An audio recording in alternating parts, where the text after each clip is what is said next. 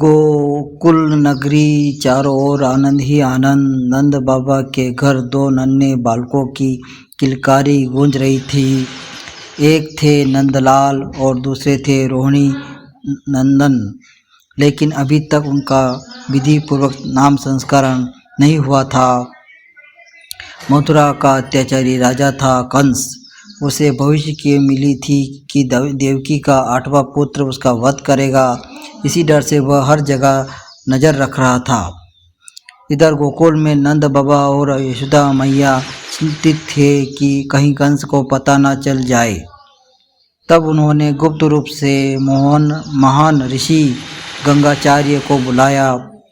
गंगाचार्य की चुपचाप गोकुल पहुँचे। कोई शोर नहीं, कोई उत्साह नहीं, सब कुछ गुप्त रूप से। सबसे पहले रोहिणी माता के पुत्र को सामने लाया गया। गंगाचार्य जी ने ध्यान लगाया और बोले, यह बालक अत्यंत बलशाली होगा, यह सबको आनंद देने वाला होगा और धर्म की रक्षा करेगा।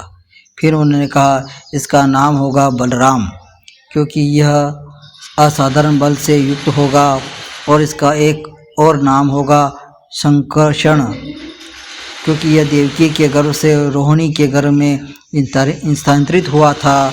गोकुल में धीमी धीमी मुस्कान फैल गई। अब बारी थी उस नन्हे श्याम बालक की, जिसके चेहरे पर अद्भुत तेज था, जिसकी आंखों में पूरा ब्रह्मांड झलकता था। गंगाचार्य जी ने बालक को देखा। क्षण भर के लिए उनकी आंखें बंद हो गई। उन्होंने कहा, यह बालक साधारण नहीं, यह युगों युगों के भिन्न रूपों में अवतरित होता है। कभी यह श्वेत वर्ण में आया, कभी रक्त वर्ण में आया, कभी पीत वर्ण में, अब यह श्याम वर्ण में आया है। इसीलिए इसका नाम होगा कृष्ण।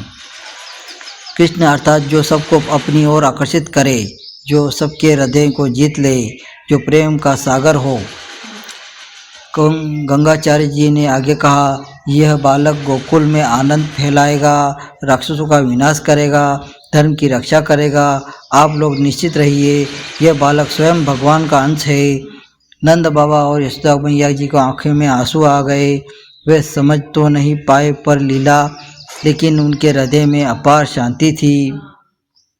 गोकुल में कोई बड़ा उत्साह नहीं हुआ, ना कोई ढोल नगाड़े बजे, लेकिन उस दिन इतिहास में रच दिया गया। एक और बल का प्रतीक बलराम, दूसरी ओर प्रेम का सागर कृष्ण।